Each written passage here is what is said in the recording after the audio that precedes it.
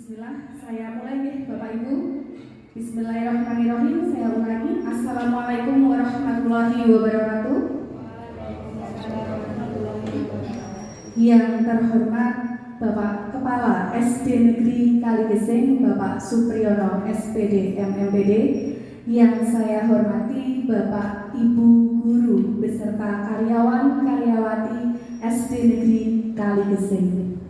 Alhamdulillah, puji syukur kita panjatkan kehadiran Allah Subhanahu wa Ta'ala yang telah memberikan rahmat serta karunia-Nya sehingga pada hari ini kita dapat berkumpul di kelas 1 ini dalam acara diseminasi modul 1.4 tentang budaya positif yang merupakan salah satu tugas yang harus saya lakukan dalam pendidikan guru penggerak angkatan 9 Kabupaten Purworejo. Saya ucapkan terima kasih kepada Bapak Ibu yang telah berkenan hadir dalam kegiatan ini. Semoga kegiatan ini memberikan manfaat. Silahkan nanti diambil baiknya, buang buruknya, dan bisa di ATM, yaitu amati, tiru, modifikasi.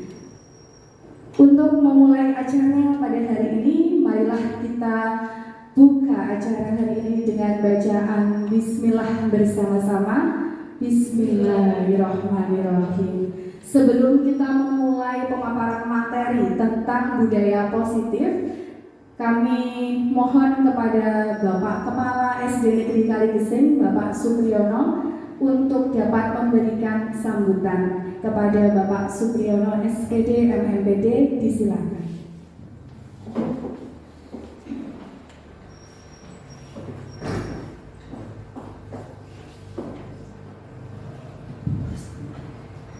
Terima kasih. Assalamualaikum warahmatullahi wabarakatuh. Ya, saya hormati Bapak dan Ibu Guru SD Negeri Kaligeseng. Pertama, bersyukur alhamdulillah kesempatan siang hari ini kita semua bisa bersama-sama meluangkan waktu hadir di ruang kelas 1 dalam kegiatan diseminasi budaya positif yang nanti akan disampaikan oleh Bu Javinta yang mana selaku guru penggerak di angkatan 9 Kabupaten Purworejo. Pertama, kami mengucapkan apresiasi yang setinggi-tingginya kepada Bu Javinta yang pertama kali untuk Kaligeseng ini sebagai guru penggerak, dan nanti dimana juga akan disusul pada Bu Fitri, ya, Bu Fitri angkatan berapa Bu? 11 ya, jadi adik angkatan Bu Fitri. Untuk itu kami mengapresiasi pada teman-temannya bersama yang muda-muda yang sudah bersedia dan mau untuk menambah ilmunya mengikuti guru penggerak. Jadi saya yakin bahwa dengan ikut di forum guru penggerak ini akan banyak pengalaman khususnya berkaitan dengan pembelajaran di kelas. Dan harapan kami ya minimal bisa dari guru penggerak ini bisa mewarnai dari sekolah kita yang Kaligeseng, sehingga dengan ada guru penggerak itu ada suatu perbedaan kaitannya dengan inovasi di dalam melakukan pembelajaran khususnya. Jadi tekanan guru penggerak ini ada perubahan yang lebih maju, lebih yang menarik kaitan dengan inovasi di dalam pembelajaran. Harapan ini ilmu-ilmu yang didapat harapan bisa disampaikan atau dibaskan kepada teman-teman yang lain. Ya, ini nanti juga kepada adik angkatan nanti juga bisa meniru seperti ini, karena dengan tanpa adanya usaha secara pribadi kesempatan ini mungkin akan lebih ya jarang untuk ditemui, misalnya menunggu biptek saja mungkin belum ada kesempatan. Nah, guru-guru ini kesempatan yang bagus, yang baik untuk bisa dikembangkan. Ini harapan kami di ke depan dengan guru penggerak sekali lagi bisa pada suatu perubahan kaitan dengan pembelajaran sehingga terwujud pembelajaran yang menarik, pembelajaran yang inovasi sehingga anak-anak lebih aktif, lebih senang dalam mengikuti pembelajaran. Terima kasih pada Bu Binta, mudah-mudahan selalu diberikan sehat, semoga diberikan kesempatan sehingga bisa melaksanakan sampai dengan tuntas nanti. Karena berhubung tidak, saya yakin banyak kegiatan-kegiatan yang harus dilaksanakan sehingga bisa sehat, kemudian bisa membagi waktunya sehingga semua bisa terlaksana dengan baik. Itu saya sampaikan. Mohon maaf. Assalamualaikum warahmatullahi wabarakatuh.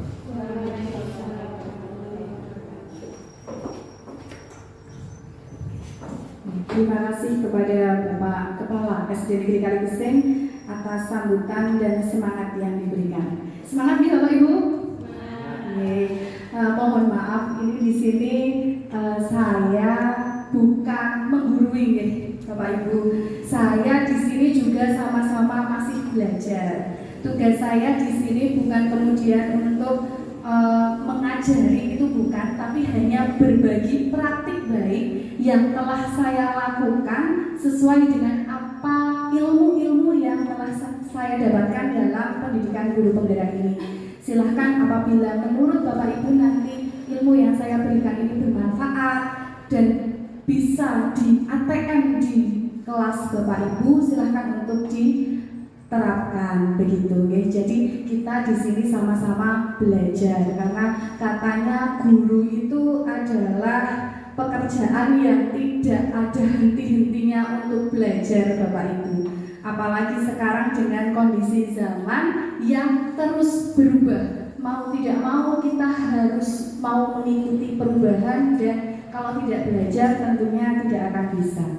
Nah, di sini saya akan menyampaikan materi tentang budaya positif. Sudah ada kata positifnya, berarti tidak ada negatifnya ya Bapak Ibu. Budaya positif ini pada modul 1.4 nanti akan membicarakan tentang lingkungan yang positif yang ada di sekolah. Seperti apakah lingkungan yang positif yang diharapkan menurut kementerian dan juga pemerintah, serta bagaimana sebaiknya kita memberikan hukuman atau penghargaan atau konsekuensi yang baik menurut apa yang sudah kami dapatkan. Nah, sebelum kita menuju kepada pengertian budaya positif, di sini kami sampaikan dulu tujuan pendidikan.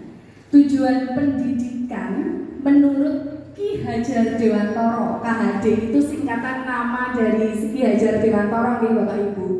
Pendidikan bertujuan untuk menuntun segala kodrat yang ada pada anak agar mereka dapat mencapai keselamatan dan kebahagiaan yang setinggi-tingginya, baik sebagai individu manusia maupun anggota masyarakat.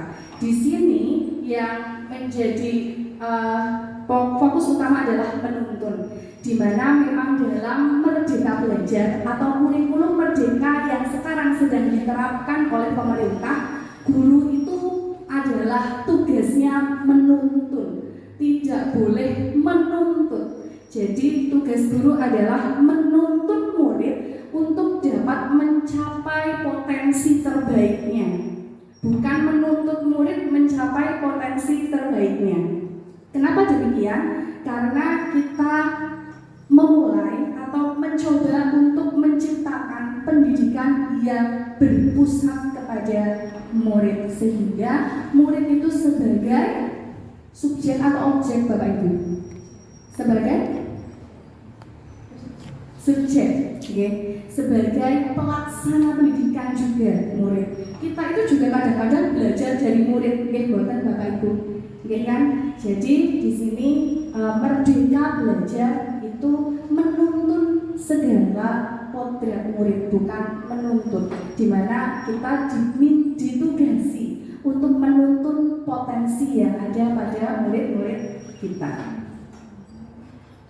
Nah, di sini sebelum mulai kepada budaya positif, kami akan coba mengajak Bapak Ibu semua untuk bermain cobalah buka. Ini nanti perwakilan saja supaya tidak kelamaan deh Bapak Ibu. Ini nanti tadi saya sudah minta tolong kepada beberapa teman bisa maju ke depan mempraktekkan permainan cobalah buka. Di sini nanti ada 2 orang, di mana yang satunya itu bertugas menggenggam sesuatu. Jadi anggapannya satu orang menggenggam sesuatu yang sangat-sangat berharga baginya, dan orang yang lain itu bertugas untuk merayu dan mencoba meminta apa yang digenggam oleh orang tersebut. Nah, monggo Bu Fitri oleh Bu Nunung, saya bisa minta tolong ya untuk maju ke depan ya. Silahkan maju ke depan untuk mempraktekkan permainan cobalah buka ini. Ya. Di sini aja, di sini ya. Nah, ini siapa yang mau merayu? Oh, baik, Bu mau merayu kan? Jadi Bu Fitri ini nanti tugasnya menggenggam sesuatu. Ini sesuatu yang sangat berharga untuk diri Bu Fitri, ya. Jadi saking berharganya tuh, jadi tidak boleh ada orang lain yang mengambil begitu. Nah, tugas Bu Nunung nanti silahkan. Biar caranya main Bu Fitri itu mau memberikan apa yang dia pegang, gitu ya. Silakan Bu Nunung dirayu ya, dirayu, silahkan boleh dirayu Bu Nunung. Belum apa-apa, nggak boleh. Belum dirayu sebentar. Aku mau minta yang ini. Nggak boleh. Nanti aku kasih sesuatu. Apa? Yang enak-enak. Apa itu? Bagus sama Nggak mau warna merah. Oh iya. Punya merah. Mana?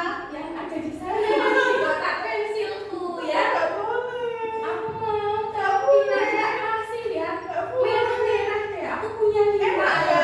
Enak. 5 loh merah-merahnya. Tapi nggak Boleh boleh. nggak? Nggak. Ya, tapi mau ini. Aku kan sama yang merah-merah 5 di sana. Aku pengen banget. Iya. Loh, oke, baik. Terima kasih, tepuk tangan untuk Bu Nunung dan Bu Fitri, Bapak Ibu. Ya, tepuk tangan untuk kita semua. Ya, itulah permainan cobalah buka ya Bapak Ibu. Kemudian apa maksud dari permainan ini? Ya, kita sendiri yang memegang kontrol atas kepalan tangan kita. Apakah kita akan membukanya atau kita akan menutup kepalan tangan kita, tergantung pada diri kita masing-masing, sesuai dengan kebutuhan dasar kita saat itu. Seperti tadi Bu Fitri, akhirnya setelah diiming-imingi yang merah-merah karena ini kebetulan tanggal tua ya Bapak Ibu, jadi akhirnya ya diberikan saja itu sesuatu yang berharga. Tapi mungkin ketika situasinya berbeda, Bu Fitri mungkin akan terus menggenggam keyakinan yang sangat berharga bagi dirinya itu, sehingga tidak boleh seorang pun mengambilnya. Tapi karena kondisi atau kebutuhan dasar Bu Fitri saat ini itu sedang membutuhkan yang merah-merah itu di tanggal tua, sehingga beliau akhirnya memberikannya kepada Bu Nunung. Nah, ini nanti akan berkaitan dengan keyakinan yang harus ada pada kelas atau sekolah yang merupakan nilai-nilai kebajikan yang baik yang harus diakui oleh semua warga, di mana diharapkan keyakinan itu adalah sesuatu yang dipegang teguh oleh semua warga sekolah, baik itu guru maupun murid, sehingga bisa menciptakan budaya atau lingkungan yang positif. Nanti akan kita bahas lebih lanjut. Nah, kemudian di sini ada perubahan paradigma teori kontrol.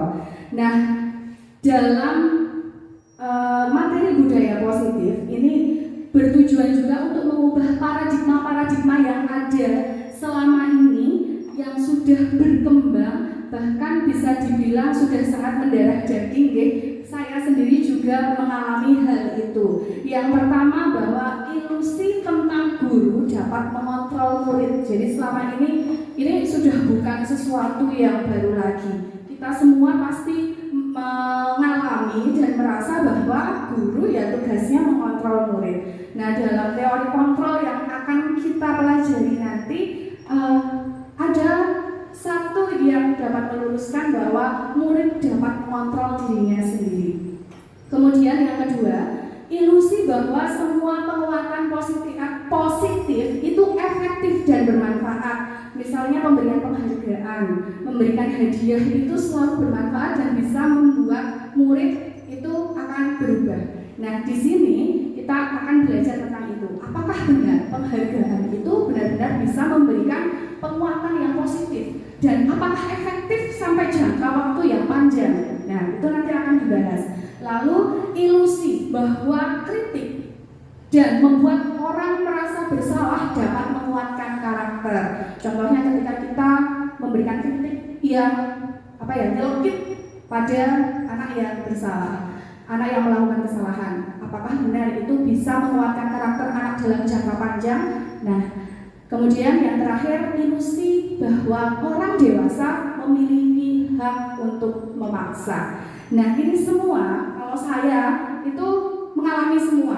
Dalam artian saya sering mengontrol murid. Nggih, Bapak Ibu, kita pasti merasa seperti itu, nggih. Kemudian memberikan penguatan positif seperti hadiah juga mungkin pernah kita lakukan. Kalau guru kelas rendah mungkin dalam bentuk bintang seperti itu, nggih. Nah, apakah benar itu efektif? Kemudian mengkritik siswa dengan cara yang misalnya mengkritik nyelkit seperti itu ketika mereka melakukan kesalahan, apakah benar itu bisa mengubah sikap siswa menjadi lebih baik? Nah, ini saya mengalami semua, jujur saja. Dan pasti Bapak Ibu juga ada salah satu yang merasa mengalami, oh iya, aku sering mengalami ini, saya sering melakukan ini. Nah, di sini tugas saya dan juga dari ilmu yang sudah saya dapatkan lewat modul 1.4, budaya positif ini ingin merubah teori kontrol ini yang akan kita bahas lebih lanjut. Nah, sekarang tentang budaya positif nih, Bapak Ibu. Budaya positif merupakan nilai-nilai, keyakinan, dan kebiasaan-kebiasaan di sekolah yang berpihak pada murid agar murid dapat berkembang menjadi pribadi yang kritis, penuh hormat, dan bertanggung jawab. Ini adalah pengertian dari budaya positif. Kunci utamanya ada pada kebiasaan, nilai-nilai, keyakinan yang berpihak pada murid. Berpihak pada murid, bukan berpihak kepada sekolah, tapi berpihak kepada murid sehingga bisa mengembangkan murid menjadi pribadi yang lebih kritis, penuh hormat, bertanggung jawab, yang intinya menuju pada karakter yang kuat, karakter yang berbudi pekerti luhur. Dan harapannya lewat budaya positif yang bisa diterapkan nanti akan terbentuk lingkungan belajar yang positif. Nah, dalam konsep utama budaya positif itu ada 6, Bapak Ibu. Yang pertama disiplin positif, yang kedua memotivasi perilaku manusia, yang ketiga kebutuhan dasar manusia, yang keempat keyakinan kelas, yang kelima 5 posisi kontrol guru, dan yang keenam segitiga restitusi. Nanti tujuan utama kita ada pada keyakinan kelas dan segitiga restitusi. Yang pertama tentang disiplin positif. Nah, di sini apa yang Anda bayangkan saat mendengar kata disiplin? Kata disiplin ini kan bukan sesuatu yang baru, sudah sering sekali kita mendengar kata disiplin. Apa yang terlintas dalam benak Bapak Ibu ketika mendengar kata disiplin ini? Sesuai aturan, harus mematuhi perintah. Bu Fitri gobel ini mesti.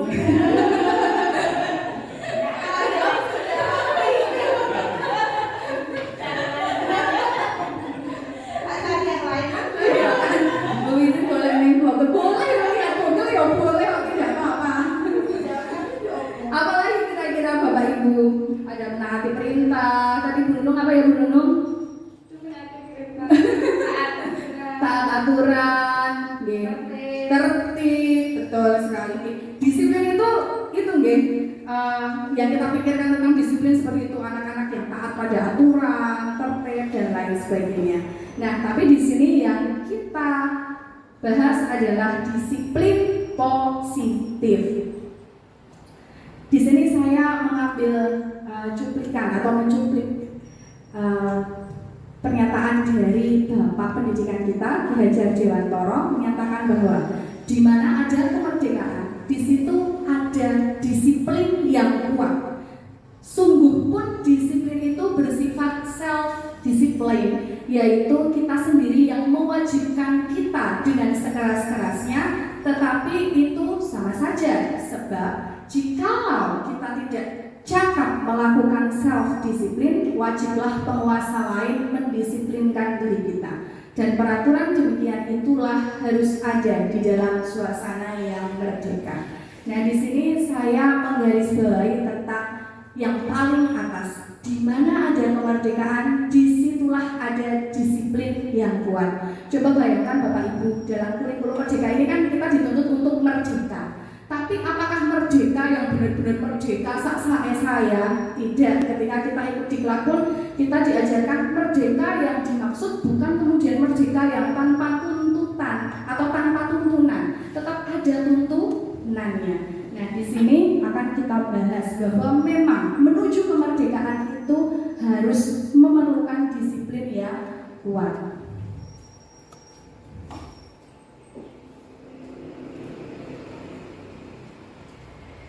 Syarat utama menciptakan murid merdeka adalah disiplin diri yang kuat, di mana disiplin yang dimaksud di sini adalah disiplin yang keluar dari dalam diri anak-anak itu sendiri, disiplin yang masuk dalam motivasi internal dalam diri anak-anak sendiri, sehingga murid dapat mempertanggungjawabkan apa yang mereka lakukan sesuai dengan keyakinan yang kita praktekkan, keyakinan yang mereka pegang teguh.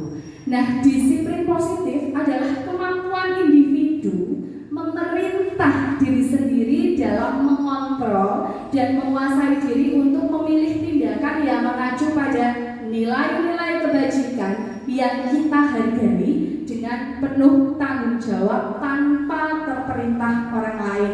Nah, di sini disiplin positif diharapkan akan terlahir.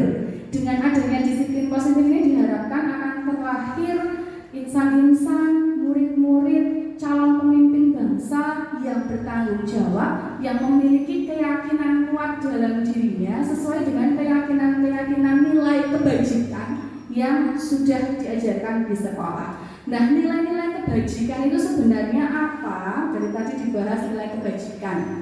Apa itu nilai kebajikan? Nilai kebajikan adalah nilai sifat-sifat positif manusia yang merupakan tujuan mulia yang ingin dicapai setiap individu. Jadi sifat-sifat positif Bapak Ibu berkaitannya dengan budi pekerti, sifat-sifat yang akan tertanam dalam diri kita sendiri, juga dalam diri murid-murid yang kita ajarkan. Nah, kalau dalam kurikulum merdeka atau merdeka belajar yang sekarang sedang diterapkan oleh pemerintah, itu ada profil pelajar Pancasila. Nah, itulah nilai-nilai kebajikan yang ingin pemerintah terapkan, ingin pemerintah munculkan dalam jiwa atau diri anak didik kita, sehingga memiliki sifat-sifat yang sesuai dengan nilai-nilai Pancasila lewat 6 profil pelajar Pancasila. Masih ingat lagunya? Ini di sini yang sudah pernah ikut diklat ya. Lewat itu gimana sih? Pelajar Pancasila beriman dan bertakwa pada Tuhan Yang Esa dan berakhlak mulia, berkebinekaan global, gotong royong mandiri, kreatif dan bernalar kritis. Gitu nggih. Itu adalah 6 profil pelajar Pancasila yang dijadikan sebagai nilai-nilai kebajikan yang diharapkan dapat muncul dalam diri murid-murid kita. Kemudian selanjutnya kita menuju pada kebutuhan dasar manusia. Tentang kebutuhan dasar manusia ini nanti tidak terlepas dari diri kita sendiri, ya Bapak Ibu. Nah, kebutuhan dasar manusia yang pertama itu yang ada di tengah, bertahan hidup. Gitu, Bapak? Nah, ini kebutuhan dasar manusia ini perlu kita ketahui karena kadang kita akan menemui masalah-masalah murid di sekolah itu karena kebutuhan dasarnya tidak terpenuhi baik di rumah maupun di sekolah. Nah, oleh karena itu kita perlu untuk mengetahui kebutuhan dasar manusia dalam rangka mewujudkan tadi budaya positif dan lingkungan positif. Yang pertama, kebutuhan dasar yang pertama adalah bertahan hidup. Nah, ini kebutuhan dasar yang sifatnya dalam diri kita yang berisi tentang kebutuhan akan makan, sandang, pangan, papan, ya, itu kebutuhan bertahan hidup. Yang kedua, kebutuhan tentang kasih sayang dan rasa diterima. Kalau ini kebutuhan ingin disayangi, misalnya di rumah ingin dimanja. Misal kita sering loh, secara tidak langsung anak-anak kita itu ternyata kebutuhan dasarnya kasih sayang itu tidak diterima secara baik di rumah, sehingga dia membuat masalah. Itu kita punya itu murid yang seperti itu. Nah, kemudian kebutuhan dasar yang kedua yaitu tentang kebebasan. Kebebasan ini bisa dalam hal luas, misalnya kebebasan untuk membuat pilihan. Nah, ini juga akan berpengaruh misalnya dalam kegiatan pembelajaran. Anak-anak tidak suka melakukan ini tetapi dipaksa, itu kan juga kadang-kadang mereka bisa saja memberontak atau bisa kemudian tidak mau ikut pelajaran atau bagaimana. Itu sering sekali kita temui. Kemudian kebutuhan dasar berikutnya adalah kesenangan. Kalau ini tentang sesuatu yang dia senangi, misalnya aku senang berteman, aku senang memiliki banyak teman, aku senang dengan bu guru yang begini, aku senang dengan pak guru yang begini, tentang sesuatu yang dia senangi, yang dia hargai. Kemudian kebutuhan dasar berikutnya adalah tentang penguasaan. Nah, ini juga kita semua pasti memiliki kebutuhan dasar ini, yaitu kebutuhan keinginan untuk diterima, dianggap bisa, dianggap potensinya itu dilihat. Nah, ini pasti ada anak-anak juga yang seperti ini kan di sekolah kita, bahkan mungkin kita sendiri juga mengalaminya, kebutuhan dasar tentang penguasaan, di mana dia ingin dilihat, dia ingin potensinya itu dilihat, dia ingin potensinya diakui oleh teman-temannya dan juga guru-gurunya. Itu kebutuhan dasar manusia tentang penguasaan. Nah, di sini ada sebuah kasus, Bapak Ibu. Ibu Nuni, bukan Bu Nunung ya. Ibu Nuni, guru wali kelas 2 SD Karanggori, sedang bingung menghadapi ulah salah satu murid di kelasnya yang bernama Raka. Beberapa anak di kelas 2 telah datang padanya dan mengeluhkan Raka yang sering meminta bekal makan temannya. Anak kelas 2 namanya Raka tidak, Bu Nunung? Tidak. Ada kayak Wahyu. Pak Kepala Wahyu terus ya. Spesial betul. Nah, jika Anda menghadapi situasi seperti Bu Nuning, apa yang akan Anda lakukan? Dan menurut Anda, kira-kira apa alasan Raka melakukan itu? Nah, siapa yang mau menjawab? Apakah Bapak Ibu ada yang mau menjawab? Silahkan, monggo. Apa yang akan Bapak Ibu lakukan jika punya murid seperti Raka? Ini Bu Nunung punya murid seperti Raka nggak, Bu Nunung? Adanya Rafka ya, Bu Nunung. Rafka sikapnya seperti ini juga tidak ini? Hampir mirip.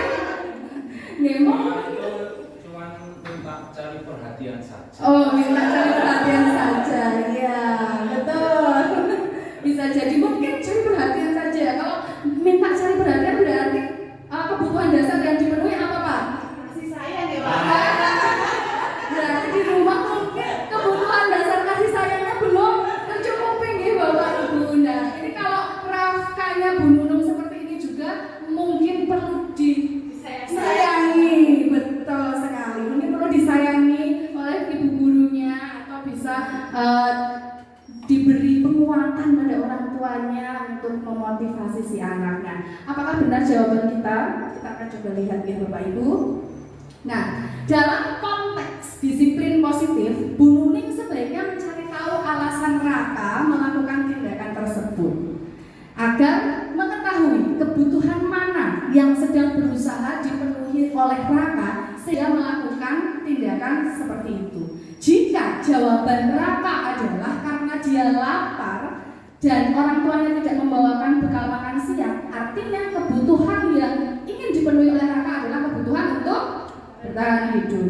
Namun jika alasan Raka adalah dia merasa senang temannya jadi memperhatikan dia, kan ada anak yang cari masalah cuma karena ingin diperhatikan, nah, itu berarti kasih sayang. Jika kata Pak Pri, wah itu nih jawabannya cari perhatian, berarti kasih sayangnya itu yang perlu ditambah. Jika jawaban Raka, dia merasa hebat karena temannya jadi takut dengan dia dan menuruti keinginannya, itu berarti kebutuhan dasarnya yang ingin dia penuhi adalah kekuasaan atau penguasaan. Jika jawaban Raka merasa bosan dengan bekal makanannya yang itu saja setiap hari, artinya dia ingin memenuhi kebutuhan dasar kebebasan, yaitu kebebasan untuk memilih makanan yang dia inginkan. Kemudian jika Raka menjawab dia melakukannya karena iseng saja dan dia menikmati ekspresi wajah teman-temannya yang kesal, maka kebutuhan dasarnya adalah kesenangan. Nah, ternyata kebutuhan dasar itu bisa sangat berpengaruh pada sikap anak-anak didik kita ya Bapak Ibu. Bahkan sikap kita sendiri juga begitu. Selanjutnya kita masuk pada teori motivasi perilaku manusia. Menurut Diane Gosling, itu perilaku manusia ada 3 motivasinya. Yang pertama, untuk menghindari ketidaknyamanan atau hubungan. Yang kedua, untuk mendapatkan imbalan atau penghargaan dari orang lain.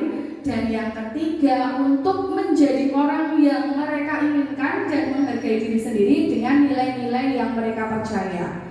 Nah, motivasi yang pertama dan kedua ini adalah motivasi eksternal. Artinya motivasi yang berasal dari luar diri kita. Nah, motivasi yang diharapkan muncul dalam disiplin positif atau budaya positif pada anak-anak kita adalah motivasi yang ketiga, yaitu motivasi dari dalam diri mereka sendiri untuk bisa menghargai diri sendiri dengan nilai-nilai yang mereka percaya. Karena motivasi ini adalah motivasi internal. Nah, selanjutnya kita akan berbicara tentang hukuman, konsekuensi, penghargaan, dan yang terakhir restitusi. Kalau hukuman, konsekuensi, penghargaan itu sering kita lakukan. Nah, nanti kita akan belajar juga tentang restitusi. Nah, ada kasus lagi nih.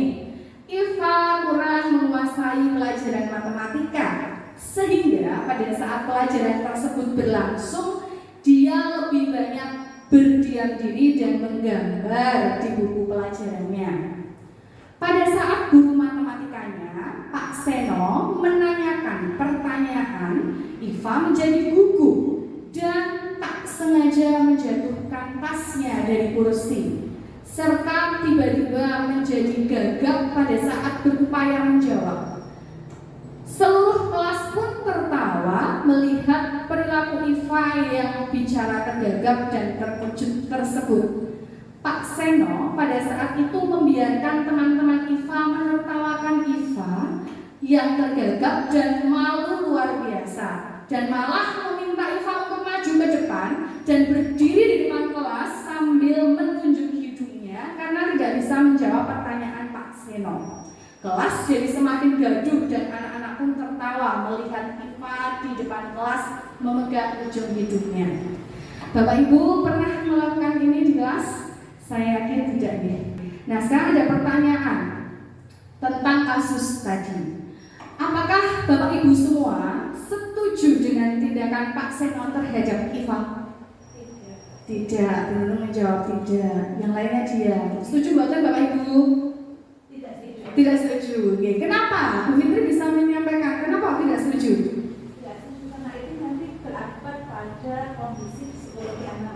betul sekali, bagus. Bu Nunung bisa menyampaikan kenapa tidak setuju? Sama Idem, ya. Itu karena tadi Iva juga ditertawakan ya, ditertawakan, dihukum pula, semakin ditertawakan. Ini termasuk tindakan bullying ya Bapak Ibu. Jadi itu dapat mengganggu psikologi anak. Lalu yang kedua, menurut Bapak Ibu, tindakan Pak Seno terhadap Iva ini adalah sebuah hukuman atau konsekuensi? Nanti kita akan bahas satu-satu tentang apa itu hukuman, apa itu konsekuensi, dan apa itu penghargaan.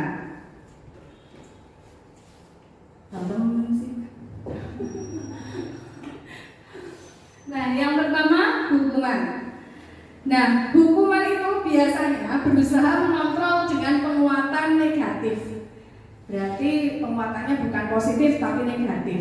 Bersifat satu arah, hanya dibuat oleh guru. Seperti tadi yang dilakukan Pak Seno itu dibuat oleh Pak Seno sendiri atau bersama dengan Iva, Bapak Ibu? Pak Seno sendiri, berarti masuk ya dalam hukuman. Biasanya hukuman juga bersifat memaksa, bersifat tiba-tiba, tidak diharapkan dan sangat melukai, serta bisa memunculkan konsep diri yang buruk pada diri anak. Nah, hukuman ini biasanya itu hanya dibuat oleh guru, siswanya tidak diikut sertakan. Jadi kalau dalam hukuman ini tidak ada menanyakan alasan, langsung saja kamu salah, kamu tak hukum, lari keliling lapangan 10 kali. Nah, itu namanya hukuman.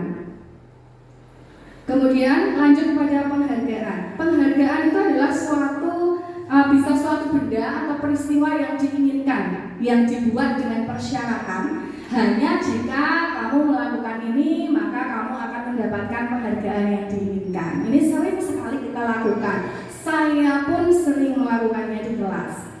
Nah, penghargaan ini tujuannya untuk mencoba mengontrol siswa murid secara positif dengan iming-iming penghargaan tadi. Nah, tetapi ternyata pengaruh penghargaan itu hanya dalam jangka waktu yang pendek saja pengaruhnya. Apabila anak tersebut sudah tidak menginginkan benda itu, dia mungkin sudah tidak termotivasi untuk melakukan apa yang seharusnya dia lakukan. Kemudian dapat mematikan motivasi dari dalam diri kita sendiri. Lanjut, konsekuensi. Nah, tadi ada hukuman atau konsekuensi. Bedanya apa? Kalau hukuman tadi sifatnya satu arah nih, dan mengontrol dengan cara negatif, sedangkan konsekuensi ini mencoba mengontrol dengan penguatan yang positif.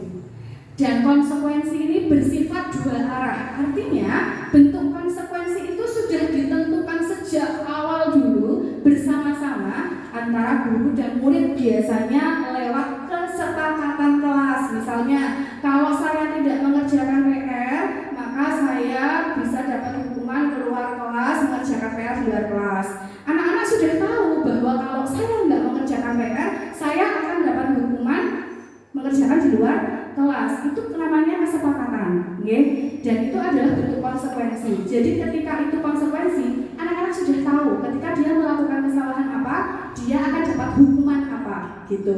Contoh lain misalnya, jika saya mengejek teman saya akan dapat hukuman menyapu kelas. Itu sudah ditentukan sejak awal pelajaran atau sudah ditentukan bersama-sama antara guru dan semua siswa, sehingga siswa tahu, oh aku melakukan ini, ya wes, berarti nanti hukumanku adalah ini. Dia sudah tahu.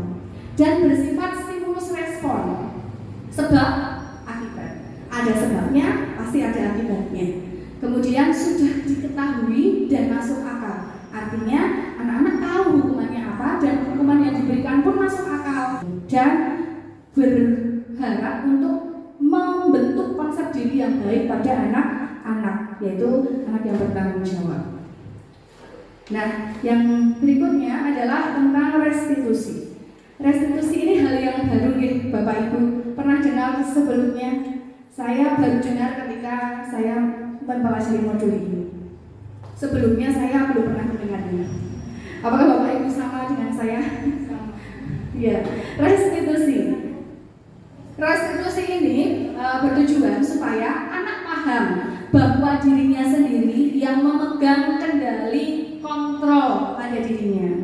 Ini berhubungan dengan dengan keyakinan tadi yang dipraktekkan oleh Bu Nunung dan Bu Fitri. Dan restitusi ini dibuat oleh murid atau anak. Restitusi juga berdasarkan kepada teori-teori kontrol dan berupa undangan untuk mengadakan restitusi. Kemudian restitusi ini tujuannya untuk meningkatkan konsep diri yang kuat. Nah, tentang restitusi ini nanti akan dibahas di belakang. Lanjut ke 5 posisi kontrol guru. Nah, di sini ada 5 posisi kontrol guru. Bapak Ibu ada di posisi yang mana ya? Nah, yang pertama adalah posisi penghukum. Ini sama seperti hukuman yang tadi. Pada posisi penghukum ini biasanya guru tanpa bego kalau ada anak yang salah langsung kamu salah, kamu tak hukum begini. Itu guru yang sifatnya penghukum. Artinya tidak tanya alasan, tidak tanya apa, pokoknya nek salah ya wes berarti salah dihukum. Itu tipe guru penghukum. Biasanya emosinya meledak-ledak, kemudian ketika berbicara nada bicaranya tinggi, tidak memindahkan alasan dari orang yang sedang melakukan kesalahan. Yang kedua itu posisi pembuat rasa bersalah. Posisi pembuat rasa bersalah ini biasanya itu sifatnya memelas. Contohnya, kamu nggak ingat ya kemarin Bu Guru bilang apa? Kamu nggak kasihan kok sama Bu Guru? Kalau kamu seperti itu terus nanti Bu Guru sedih loh. Nanti Bu Guru dimarahi sama Pak Kepala Sekolah loh. Nah itu namanya membuat rasa bersalah, membuat diri anak menjadi menyesal. Tujuannya biasanya pembuat rasa bersalah ini ingin membuat diri anak atau murid itu menyesal atas perbuatannya.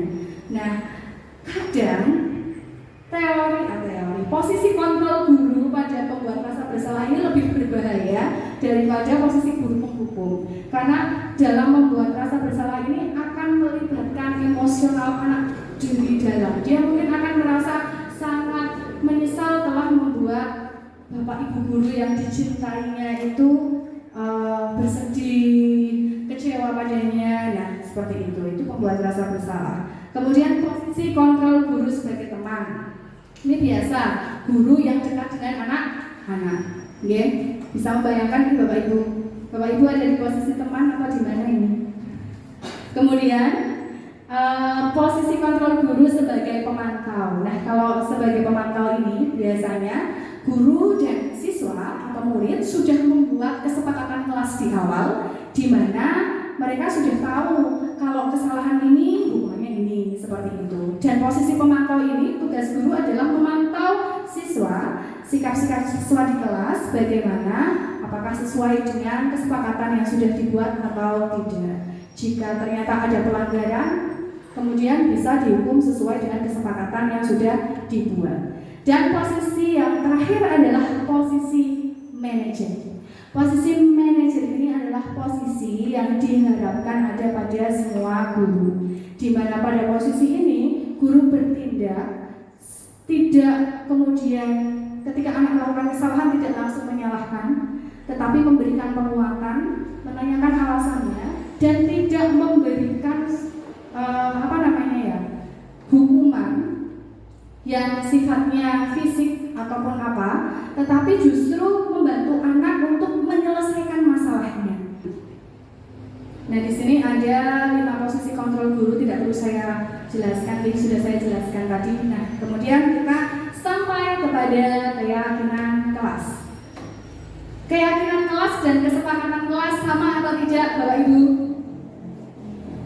Yang keras Bu Fitri.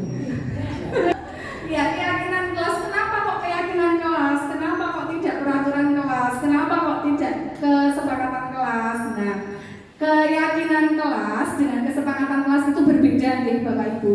Tetapi dua-duanya tujuannya baik. Nah, kalau keyakinan kelas itu tujuannya, harapannya itu akan lebih memotivasi seseorang dari dalam. Jadi harapannya ketika anak-anak itu sudah betul-betul memahami dan menghayati keyakinan yang sudah dibuat, itu sudah menjadi sesuatu yang mendarah daging gitu loh di dalam diri anak itu. Kemudian keyakinan itu berupa nilai-nilai kebajikan tadi, sifat-sifat positif yang ingin dipegang. Nah, keyakinan kelas ini itu dapat terwujud dari peraturan kelas. Dari peraturan kelas atau peraturan sekolah yang sekarang ada, itu bisa kita wujudkan, bisa kita buat menjadi sebuah keyakinan kelas. Diapakan ya namanya? Disimpulkan mungkin ya. Disimpulkan menjadi keyakinan kelas. Nah, keyakinan kelas ini nanti harapannya adalah untuk menciptakan lingkungan belajar yang positif. Apabila keyakinan kelas ini nanti di semua kelas sudah ada, bisa menjadi keyakinan sekolah. Jadi kalau dalam sekolah penggerak itu akan ada namanya keyakinan sekolah, Bapak Ibu. Jadi selain ada peraturan sekolah, ada juga nanti keyakinan sekolah jika sudah menjadi sekolah penggerak. Nah, keyakinan sekolah itu berawalnya dari peraturan kelas yang menjadi keyakinan kelas, yang kemudian bisa menjadi keyakinan sekolah jika kita menghadap lewat rapat-rapat yang bisa kita adakan. Nah, keyakinan sekolah itu nanti harapannya bisa menciptakan lingkungan positif dan budaya yang positif. Nah, ini contoh keyakinan kelas, Bapak Ibu. Bisa dibaca ya, keyakinan kelas 1 itu setiap anggota kelas perlu belajar. Setiap anggota kelas perlu merasa senang. Setiap anggota kelas perlu melakukan tugas. Dan lain sebagainya. Ada juga keyakinan kelas 5, selalu bersikap positif, senantiasa menjadi diri terbaik, percaya dan menghormati orang lain, dan lain sebagainya. Ada juga keyakinan kelas 7, berarti kelas 1 SMP, itu adalah hormat, bekerja, dan diterima dan dimiliki. Jadi Bapak Ibu, keyakinan kelas itu berisi sifat-sifat kebajikan, bukan peraturan. Contohnya di sini di keyakinan kelas 5, selalu bersikap positif. Sikap positifnya apa saja? Itu masih perlu dijabarkan lagi. Tetapi kalau dalam keyakinan kelas tidak perlu dijabarkan, cukup ditulis bersikap positifnya saja. Nah, pembentuk keyakinan kelas. Keyakinan kelas itu sifatnya lebih abstrak daripada peraturan. Jadi, misal peraturan sekolah tentang harus selalu memakai seragam, harus datang sebelum pukul 7. Itu adalah peraturan-peraturan yang dimuat dalam sikap apa Bapak Ibu?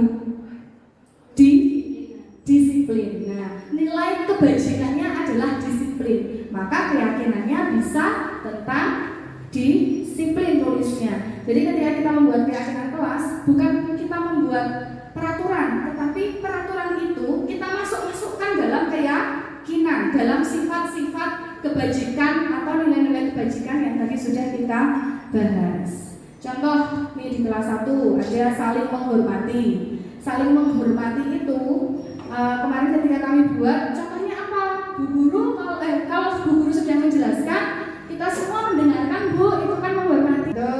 Kalau ada teman sedang berbicara, kita mendengarkan juga. Nah, itu sifat menghormati.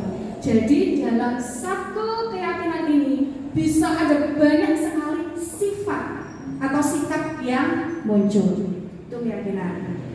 Nah, pembentukan keyakinan kelas 1. Jadi Bapak Ibu, ya fotonya sayangnya. Saya bersama dengan murid-murid saya sudah mencoba membentuk keyakinan kelas. Nah, pembentukan keyakinan kelas ini tadi di awal seperti saya bilang, kita mulai dari aturan dulu. Kita ingatkan anak-anak untuk mencari tahu apa sih aturan kelas kita kemarin. Karena kebetulan kelas 1 sudah ada materi aturan di sekolah dan di kelas ya. Jadi kita ingatkan kembali. Nah, anak-anak yang sudah bisa menuliskan, yang belum bisa menulis bisa lewat lisan. Nah, kemudian ditempel di papan tulis. Kemudian setelah itu kita jabarkan pada keyakinan kelas 1. Lanjut, media segitiga restitusi. Restitusi itu sebenarnya apa? Ini sesuatu yang baru bagi Bapak Ibu dan juga bagi saya kemarin ketika saya mempelajari ini. Restitusi ini adalah sesuatu yang diharapkan ada pada diri Bapak Ibu yang berupaya untuk mewujudkan positif Jadi guru sebagai manajer itu harus bisa melaksanakan restitusi. Restitusi itu adalah proses menciptakan kondisi bagi murid untuk memperbaiki kesalahan mereka sehingga mereka bisa kembali kepada kelompok mereka dengan karakter yang lebih kuat. Itu tujuannya restitusi. Melalui kegiatan restitusi ini, guru akan yang pertama membantu murid menjadi lebih memiliki tujuan, disiplin positif, dan memulihkan diri setelah berbuat salah. Jadi guru tidak menghukum yang bagaimana, tidak, tetapi bertujuan untuk memberikan disiplin yang positif, memulihkan anak-anak yang melakukan kesalahan untuk bisa menjadi diri mereka yang lebih kuat dan lebih positif. Dan yang kedua, melalui restitusi guru akan fokus membantu murid untuk mencari solusi, bukan menyalahkan. Yang ketiga, guru akan membantu murid untuk jujur pada diri sendiri dan mengevaluasi dampak kesalahan yang dilakukan oleh murid. Dan yang keempat, memberikan penawaran bukan pemaksaan.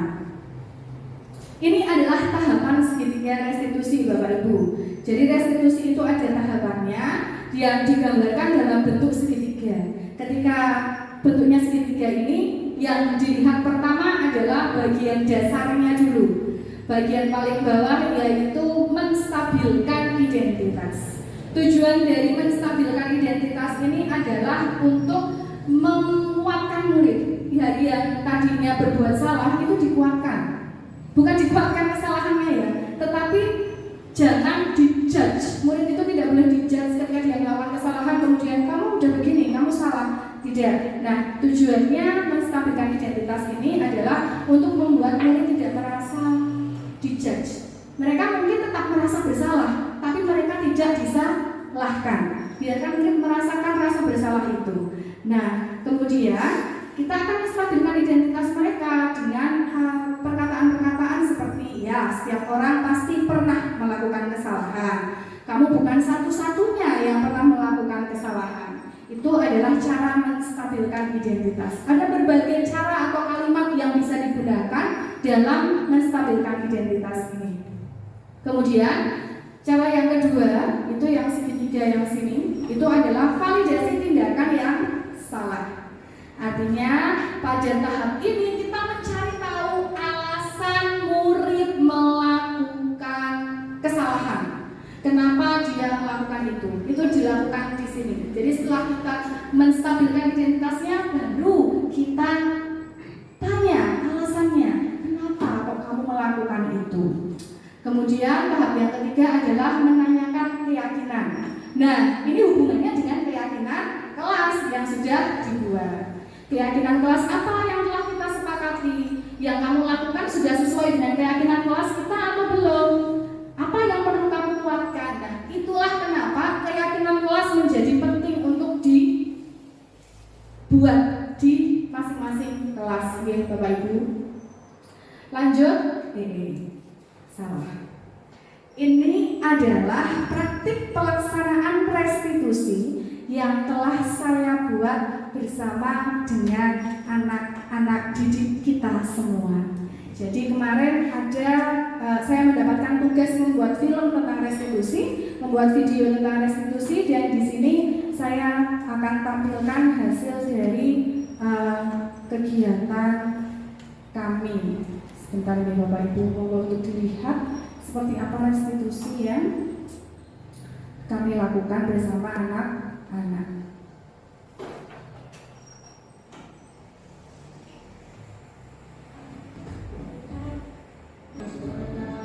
Nah, di sini Bapak Ibu, kami membuat sebuah kasus di mana murid kita, Kia, adalah ketua di kelas 5. Hari itu Bu Guru tidak dapat masuk kelas, sehingga anak-anak mendapat tugas mengerjakan soal. Fanny yang telah selesai mengerjakan tugas merasa bosan. Ia pun mulai jalan-jalan di dalam kelas dan mengganggu teman yang belum selesai mengerjakan. Kia yang sudah diberi amanah Bu Guru untuk menjaga kelas berusaha mengingatkan Fanny, tetapi tetapi Fani tidak mengindahkannya. Mereka pun terlibat cekcok hingga Fani mendorong Kia. Nah, di sini saya coba untuk menjadi bu gurunya mereka dan melaksanakan segitiga restitusi yang telah diajarkan kepada kami.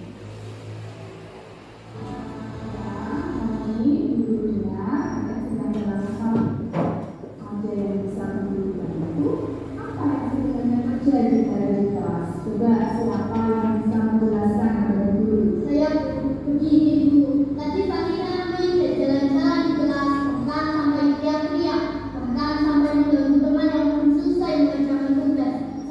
Saya sudah mengingatkannya 3 kali, tapi Fani marah. Fani ke saya, bukan saya jadinya emosi. Betul begitu, Fani.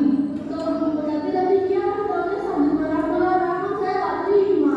Lah kamu dikasih tahu 3 kali, bukan dengerin malah dorong aku. Dan untuk di sini itu sedang tidak mencari siapa yang benar atau siapa yang salah, tapi dulu ini sama-sama dengan kalian mencoba mencari solusi dari permasalahan ini. Kalian pasti melakukan itu semua ada alasannya kan, berdasarkan alasan umumnya. Bunda sudah memberi pesan saya, jadinya saya berani menasihati teman-teman. Guru seperti dia menjalankan pesan dari guru karena dia sebagai ketua kelas. Nah, sedangkan kami pasti kami melakukan itu karena kami sudah menjalankan tugas. Iya betul. Lalu kamu merasa bosan sehingga kamu rame di kelas. Kamu juga pasti jengkel ya karena dia menasihati kamu terus. Iya Bu. Sampai kamu bilang itu. Tapi dia antara kamu menjelaskan beberapa kali. Tidak Bu, tadinya saya ingin membalaskan kedok Fani, tetapi saya ingat juga pesan guru untuk tidak melakukan kekerasan kepada teman. Bagus sekali dia sudah bisa menjaga dan mengatasi sehingga tidak membalas kamu. Nah sekarang di kejadian ini kita tahu bahwa kita semua manusia yang melakukan kesalahan kok, bukan Evan saja yang pernah melakukan kesalahan. Dan guru juga lupa di sekolah karena kami di kelas ketika kelas masih kosong. Dia pun juga pasti pernah ngerasain di kelas ketika kelas masih kosong. Nah, sekarang kita coba kembali ketika di kelas kita yang sudah kita sepakati bersama-sama. Menurut kalian, tema kelas apa yang kalian sudah sepakati di pengujian hari ini? Yang kelas apa yang menurut kalian yang diujikan? Menghormati orang lain dan diri sendiri. Terus kami, Kita harus berbuat baik dan menghormati orang lain. nah dari kejadian ini, menurut kami apakah kamu sudah menunjukkan sikap menghormati orang lain dan juga berbuat baik kepada orang lain dan diri sendiri? Belum Bu, itu bukan orang yang berkesan masyarakat. Nah, itu harus tahu.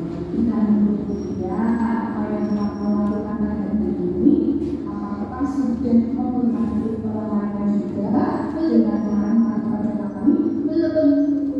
Nah, sekarang kita akan menyelesaikan masalah ini. Kami kira-kira apa yang bisa kamu lakukan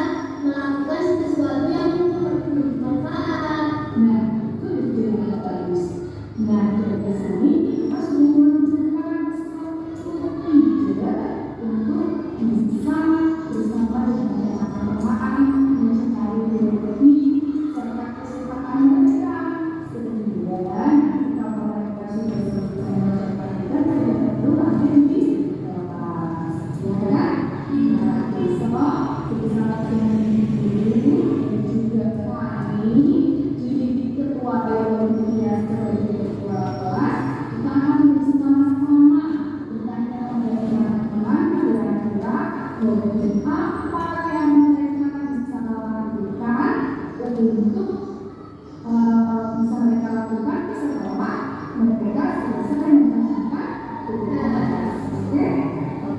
Nah, kejadian hari ini bisa menjadi pelajaran bahwa kita harus saling apa?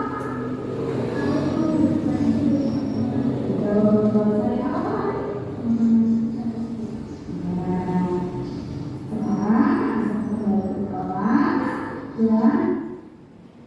Itu tadi Bapak Ibu praktik segitiga restitusi yang sudah kami tentang kasus Fani dan juga Kia. Di situ ketika kita melakukan segitiga restitusi, kita tidak kemudian menyalahkan anak, tidak kemudian mencari benar atau salahnya, tetapi lebih kepada membantu anak menyelesaikan masalahnya. Kita juga tidak kemudian menuntut anak untuk harus begini, harus begitu. Sebaliknya, kita menawarkan kepada anak. Tadi pada setelah kita melakukan kegiatan validasi tindakan yang salah, mencari alasannya, kemudian menanyakan kembali keyakinan kelas yang tidak atau belum mereka lakukan. Kemudian setelah itu guru menawarkan bentuk restitusi atau bentuk kegiatan yang bisa mereka lakukan untuk mengatasi hal itu, mengatasi kesalahan yang sudah mereka lakukan. Bukan guru menawarkan dulu, tetapi anak-anak diajak untuk berpikir, kira-kira supaya kamu tidak melakukan ini, apa yang akan kamu lakukan? Tadi kan Fani merasa bosan, makanya dia mengganggu temannya. Lalu gurunya tanya, kira-kira apa yang bisa kamu lakukan Fani supaya kamu tidak mengganggu temanmu lagi? Ternyata dia senang menggambar atau melukis, sehingga itu bisa dijadikan sebagai solusi ketika Fani selesai menyelesaikan tugas, dia diberi tugas untuk melukis. Begitu juga dengan teman-teman yang lain. Nah, di sini ada kasus kedua, Bapak Ibu, supaya lebih mengetahui tentang tahapan segitiga restitusi. Di sini kasus yang kedua, Kia adalah murid kelas 5 sekaligus ketua kelas, yang mana akhir-akhir ini sering telat dalam mengumpulkan tugas. Bahkan saat ulangan hari ini dia ketahuan mencontek. Bu guru pun mencoba memanggil Kia untuk mengkonfirmasi dan menyelesaikan permasalahan ini dengan langkah segitiga restitusi. Nah, semoga yang ini tidak putus-putus. Lihat, akhir-akhir ini dia sering sekali terlambat mengumpulkan tugas. Bahkan hari ini dia ketika ulangan gurunya mencoba. Begitu? Ya, saya Di sini guru mencoba menggali dari siswanya kesalahan. bukan cuma biasa guru juga pernah melakukan kesalahan, tetapi di sini guru tidak ingin cari kesalahan dia, justru guru ingin menyelesaikan masalah ini. Nah, sekarang bisa. Nah, pada tahap yang tadi Bapak Ibu, yaitu menstabilkan identitas, itu kan tujuannya untuk mengubah identitas gagal anak yang melakukan kesalahan menjadi identitas sukses. Di sini tadi ada kalimat yang diberikan Bu Guru. Ya, Bu Guru tahu kita semua manusia pernah melakukan kesalahan, bukan hanya Kia saja. Bu Guru juga pernah melakukan kesalahan. Nah, di sini Bu Guru tidak mencoba mencari yang benar dan yang salah, tetapi mencari solusi dari permasalahan yang dialami Kia. Itu adalah tahapan menstabilkan identitas. Selanjutnya, Menyelesaikan masalah ini. Nah, sekarang bisa dia ceritakan pada guru alasan kenapa dia sering terlambat mengumpulkan tugas dan juga hari ini menjaga kelas.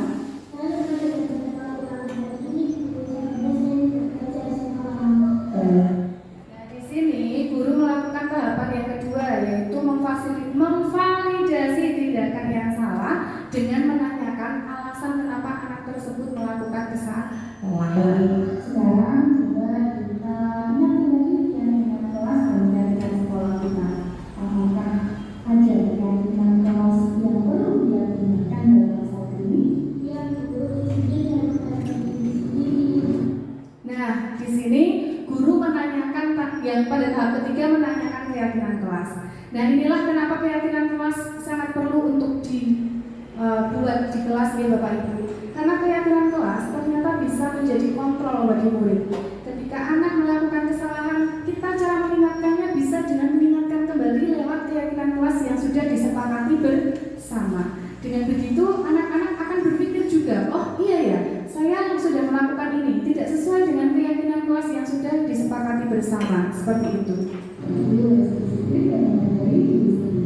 Nah, menurut dia, kesaksian ini itu sudah menunjukkan sikap disiplin dan dari diri sendiri atau belum? Bagus.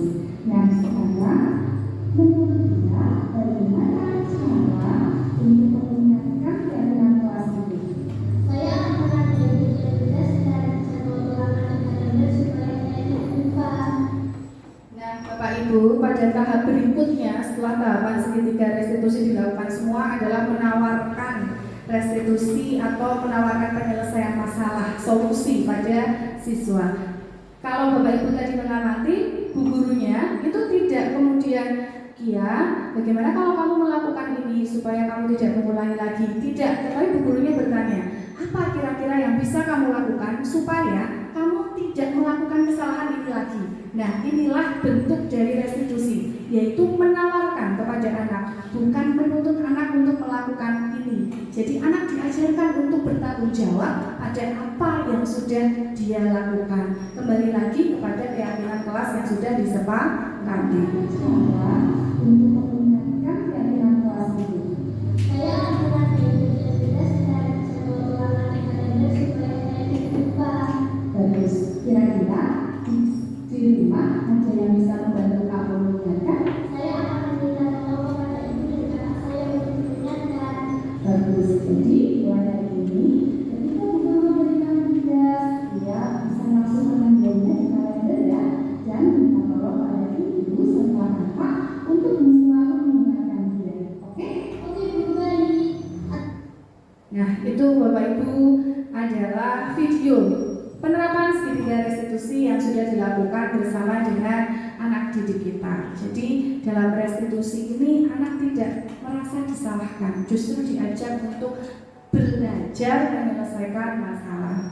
Yang berkaitan dengan budaya positif ini, ada standar pendidikan nasional di mana dalam rangka menciptakan lingkungan yang positif, maka setiap warga sekolah dan pemangku kepentingan perlu saling mendukung, menghayati, dan menerapkan nilai-nilai kebajikan yang telah disepakati bersama. Jadi harapannya nanti jika apabila Bapak Ibu merasa perlu untuk membentuk keyakinan kelas juga seperti keyakinan kelas yang sudah dibentuk di kelas 1 dan nanti bisa berhasil semuanya, mungkin bisa kita mengarah pada keyakinan sekolah yang mana bisa kita sepakati bersama. Di sini tujuannya untuk dapat menerapkan tujuan mulia tersebut, maka seorang pemimpin pembelajaran perlu berjiwa kepemimpinan sehingga dapat mengembangkan sekolah yang lebih baik agar terwujud suatu budaya sekolah yang positif sesuai dengan standar kompetensi pengelolaan yang telah ditetapkan.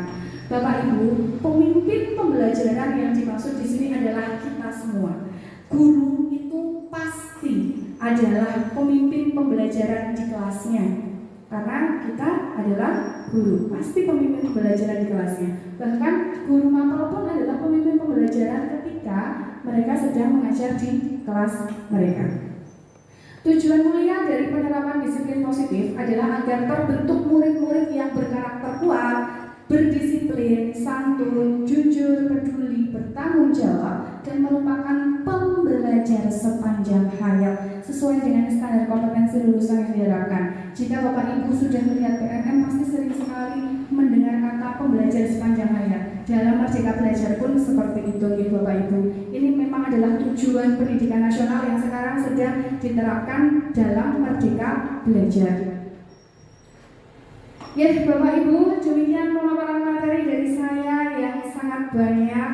Monggo apabila ada pertanyaan, saya jawab sebisa saya dan sepemandangan saya nih sebagai guru yang masih sangat junior ini, karena saya ini junior di antara Bapak Ibu yang senior. Jika tidak ada pertanyaan, akan saya lanjutkan. Tidak, lanjut. Tidak paham. Tidak paham. Saya kaget, tapi tidak paham. Kalau ini dekat ya Pak. Tidak ada pertanyaan Bapak Ibu? Lanjut saja deh kalau tidak ada pertanyaan. Nah, sekarang kita menuju pada refleksi. Saya harap salah satu untuk bisa menyampaikan refleksinya tentang kegiatan hari ini dengan menjawab pertanyaan-pertanyaan ini. Perasaan saya saat ini bahagia. Yang pertama bahagianya karena mau selesai. Yang kedua saya mendapatkan ilmu baru tentunya yang tadi Bu Vinta paparkan, bahwa ternyata hal-hal yang kita lakukan saat ini ada baik dan buruknya. Terus yang kedua, setelah mengikuti destinasi ini saya akan menjadi paham bahwa peserta didik itu mempunyai kebutuhan dasar yang harus kita tuntun untuk mendapatkannya atau memfasilitasinya. Yang ketiga, setelah ini saya akan belajar lebih lagi dalam membersamai, menuntun peserta didik untuk mencapai kemerdekaan belajar. Seperti itu Bu Vinta. Terima kasih. Terima kasih Bu Fitri. Mungkin ada yang ingin menambahkan? Tepuk tangan untuk Mbak Fitri ya. Menang untuk Bu Fitri. Mungkin ada yang ingin menambahkan lagi Bapak Ibu? Tidak ada? Bapak, kepala sekolah. Terima kasih. Langsung saja saya menanggapi yang pertama, refleksi ini. Yang pertama, perasaan saat ini memang sebenarnya kalau kita sebelum belajar ini bahwa apa yang kita lakukan itu semua sudah benar dan itu sudah sesuai. Namun dengan banyak belajar tentu kita akan merasa kurang, kita akan merasa perlu banyak ilmu lagi, sehingga dari Korea tadi bahwa kita perlu ada suatu perubahan di kita dalam kegiatan, khususnya tadi dikaitkan dengan pemberian hukuman dan sebagainya. Ya, sebenarnya kalau yang biasa dilakukan hukuman itu ya dari guru.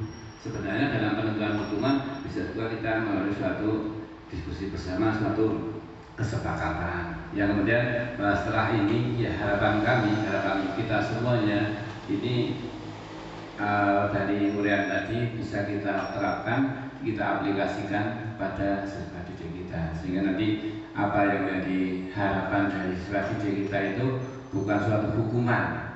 Jadi apa itu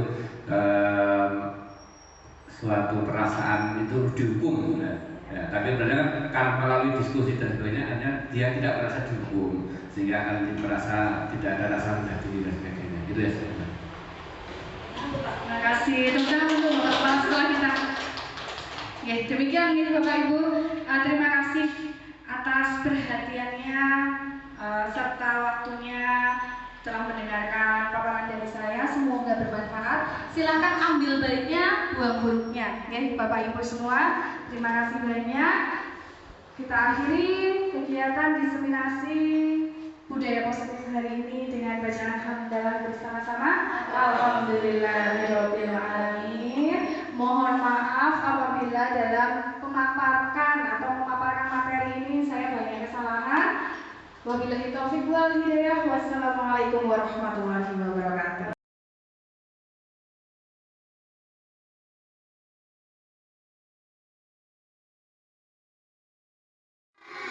Sudah siap? Halo.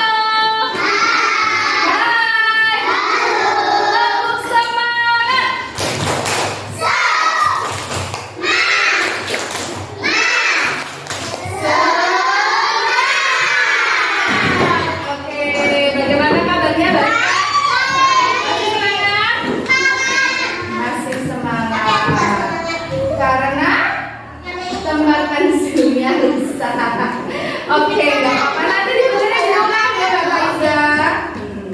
Oke anak-anak, hari ini Bu Guru akan mengajak anak-anak berdiskusi. Sebelumnya yuk kita bersama-sama nyanyi lagu di sini teman. Masih ingat? Yuk, 1, 2, 3. Di sini teman, di sana teman, di mana-mana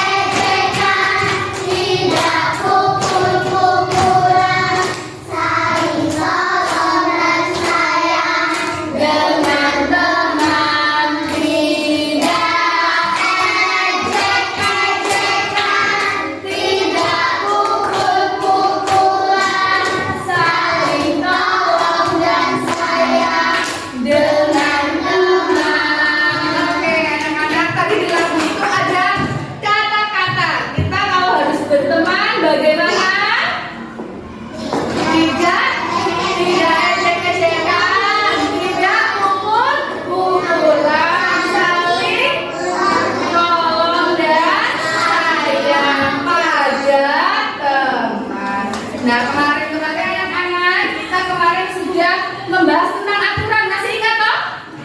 Coba sebutkan aturan yang ada di sekolah dan kelas kita apa aja? Menjaga kebersihan, menyapu setiap pagi, ya kan? Apa?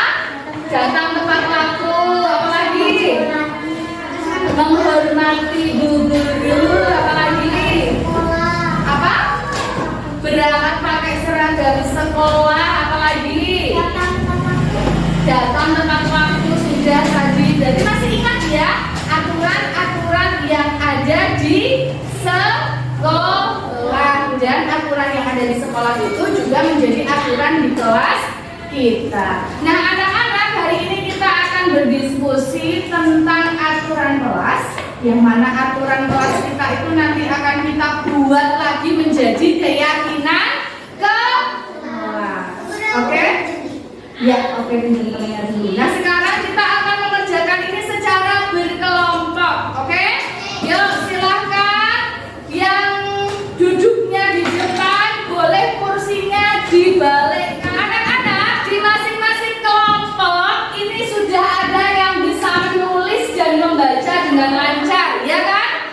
Ya kan? Di kelompok sini ada Mbak Kinan dan Mbak Aya, sudah lancar membaca, sudah lancar menulis. Kelompok sini ada Mas Farzan dan Mbak Aisyah, sudah lancar membaca dan menulis. Kelompok tengah sudah ada Mas Azam dan Mas Tito, juga sudah lancar.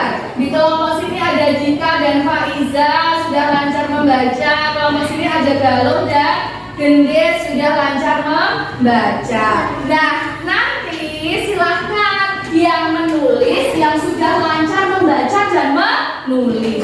Yang belum lancar nanti bisa disampaikan pendapatnya atau idenya atau apa yang kamu ingat pakai lisan diomongke, ya. Jadi nanti tinggal yang bisa menulis, yang menuliskan. Jelas anak-anak? Jelas? Oke, ini di masing-masing kelompok akan diburu berikan 3 kertas. Ya, berapa kertas? Ya, masing-masing kelompok diburu beri 3 kertas. Nanti tugas anak-anak adalah menuliskan aturan di kelas kita yang kamu ingat. Jelas? Menuliskan aturan di kelas kita yang kamu ingat. Masing-masing kelompok menulis 3 aturan.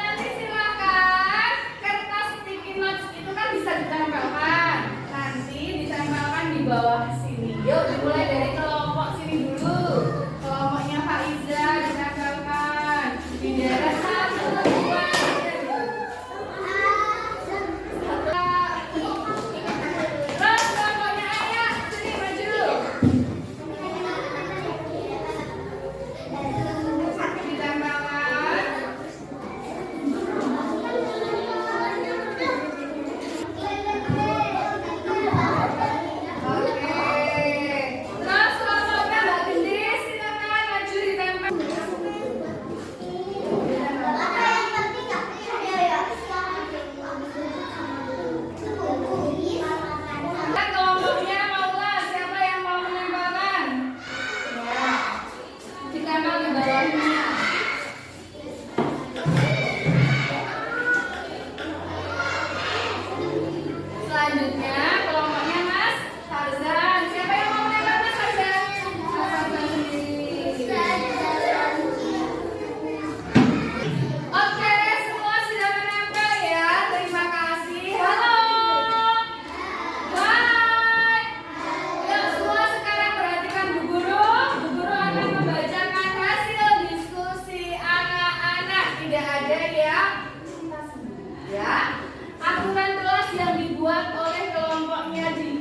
dan Faiza. Yang pertama menghormati Bapak Ibu guru.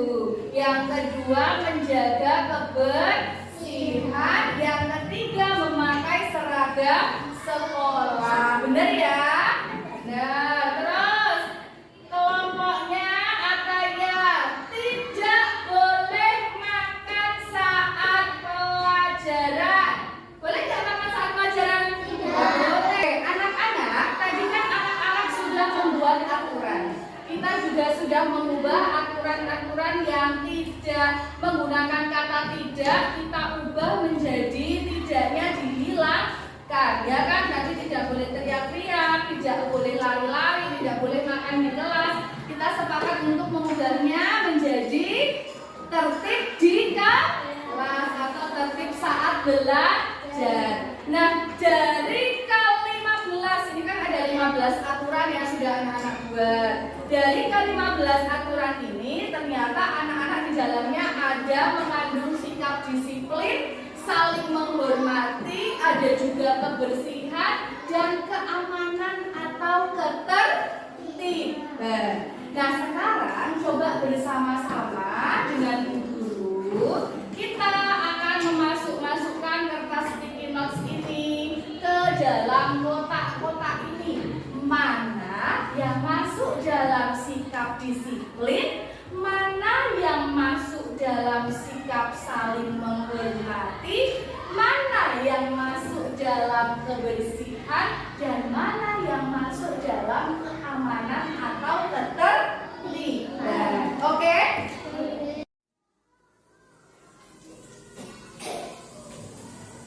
Coba dibaca.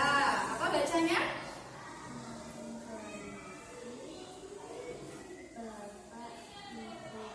Menghormati Bapak Ibu guru maksudnya kemana? Ke disiplin, saling menghormati, kebersihan atau keamanan? Kalau saling menghormati, pinter, hebat. Tepuk tangan buat Mbak kita. Terus Aisyah, sini maju ke sini Mbak Aisyah.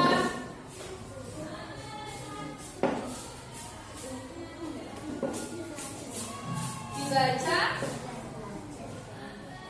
Menjaga kebersihan masuknya kemana? Disiplin, saling menghormati, kebersihan, keamanan, dan ketertiban masuknya kemana? Ya, masuk ke kebersihan ya. Betul atau salah? Tepuk tangan buat Mbak Aisyah. Sekarang silakan maju ke depan Mas Azam.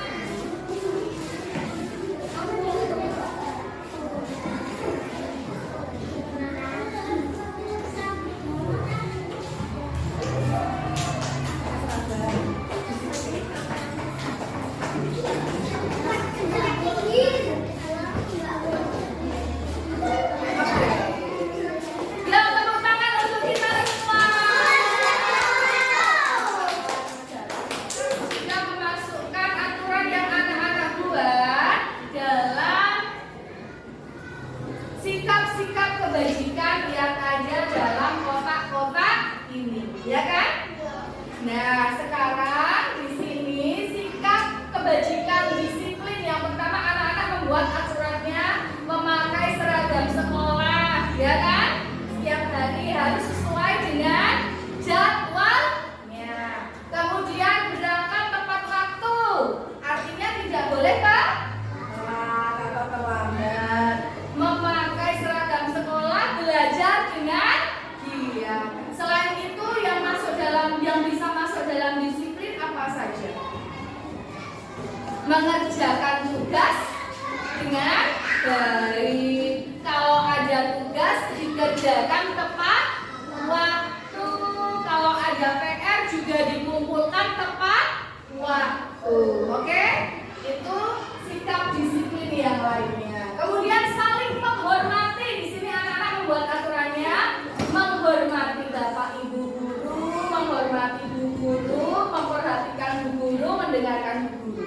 Di sini apakah yang dihormati hanya Bu guru saja? Enggak, siapa saja yang boleh dihormati. Keyakinan kelas yang sudah kita buat ini nanti akan kita buat poster bersama-sama hari ini. Makanya anak-anak semuanya silakan satu kelompok, satu gunting atau dua gunting, satu gunting aja kayaknya. Satu gunting aja.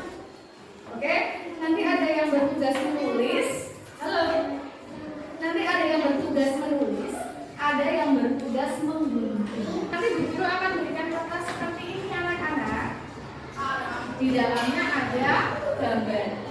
Oke? Gambarnya ini nanti tugasnya digunting serapi mungkin, jangan sampai gagal. Makanya pilih teman yang bisa menggunting dengan rapi. Oke? Dan tugas ada juga nanti yang bertugas menulis. Menulis apa? Menulis sikap atau keyakinan kelas yang sudah kita sepakati bersama. Di sini ada 5 keyakinan kelas, berarti pas satu kelompok satu keyakinan yang ditulis. Pilih temanmu yang paling bagus tulisannya. Sembari menunggu temannya yang menggunting dan menulis, nanti beberapa anak Ibu minta ke depan untuk menempel poster yang akan kita buat. Sekarang tadi yang dapat nomor 1 siapa? Sini maju Mas Dika. Dika.